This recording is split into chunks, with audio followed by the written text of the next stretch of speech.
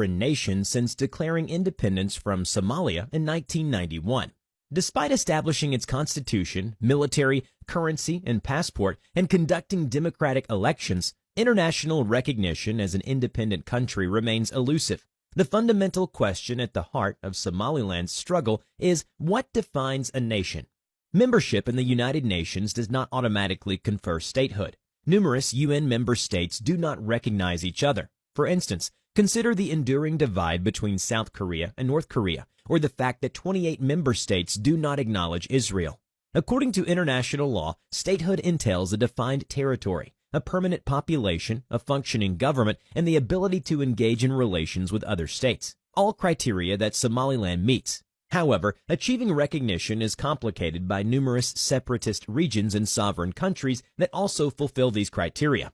From the 1880s to 1960, northwest Somalia, known today as Somaliland, was under British protection, while the northeast to the south was under Italian governance. Somaliland achieved independence on June 26, 1960, making it a sovereign nation. However, its autonomy was short-lived as 5 days later it voluntarily united with Italian Somaliland to establish the Republic of Somalia. However, the new state faced significant challenges in harmonizing administrative traditions and balancing power between various clans. Somalia's immediate conflicts with its neighbors Kenya and Ethiopia further complicated matters. In 1969, Siad Barre seized power in a coup that would see Somalia under military rule for decades. His leadership faced increasing opposition, which was further exasperated after Somalia's defeat in the Ogaden War by Ethiopia.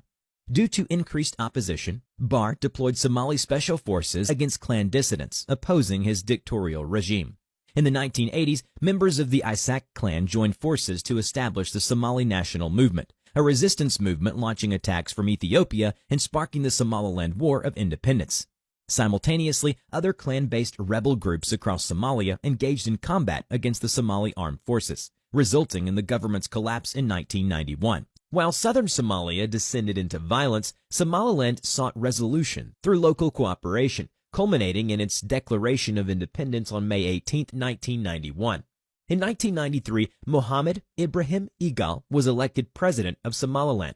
He introduced the Somaliland shilling and commenced reconstruction efforts. While international focus was largely on Somalia's civil war, Somaliland's autonomy allowed it to explore peace building and state development free from external interference. In a 2001 referendum, 97% of the voters supported Somaliland's independence. More than 3 decades later, international recognition remains elusive due to various factors. Italy is opposed to secession due to economic interests in southern Somalia and historical ties. Egypt supports the unity of Somalia to assert control over Ethiopia, a competitor for Nile water usage. Arab states advocate for a unified sunny Somalia. The USA and several EU countries are focused on stabilizing Somalia, and recognizing Somaliland is perceived as counterproductive. Most importantly, the African Union is committed in its support of a united Somalia, as it fears that recognition of Somaliland could trigger more secessionist claims across the continent.